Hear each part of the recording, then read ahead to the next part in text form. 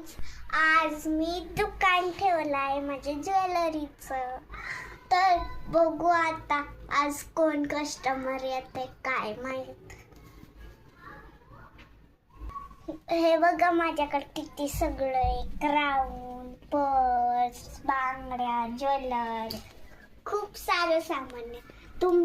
तुम्हाला जे पाहिजे असेल ते घ्या. आता कस्टमर येते. किती वेळ झाला अजून कोणच कस्टमर नाही आलं.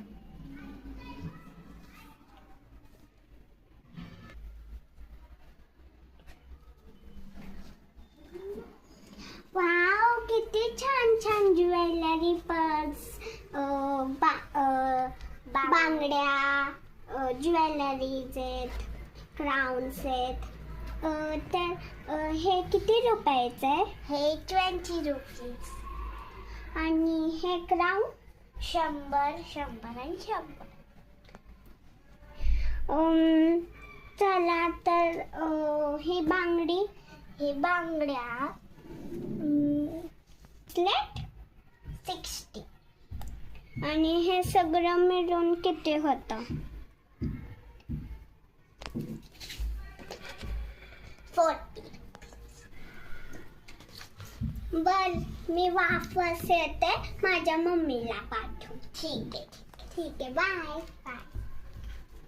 ही मुलगी तर लईच महाग देते. आता मी माझ्या मम्मीला घेऊन येते, मग मम्मी बरोबर कमी रेट करेन. चला आता मी दुकानात जाऊन शॉपिंग करते. हे कसं आहे ग पोरी? हे आहे 100 रुपयाचं. हे सगळं 100 रुपयाचे आणि 20 रुपये. हे 50 रुपीजचं आहे. हे 60. हे 10 रुपयाला दे. हे पण 10 रुपयाला दे. हे 20 रुपयाला दे आणि हे पण 20 रुपयाला दे. मावशी, असं कसं नाही होत? असं जे प्राइस आहे त्याच्यावरच होणार. आता तुला द्यायचं आहे तर दे, नाही तर मी नाही घेणार आहे तुझं सामान. पण मावशी, असं कसं होईल? एवढे कमी थोडेच कमी करेल मी. एवढे 10 हे किती छान क्वालिटीचे.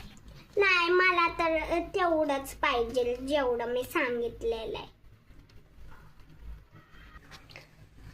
मागच्या दुकानात तर मी 10 रुपयामध्येच घेतलेलं.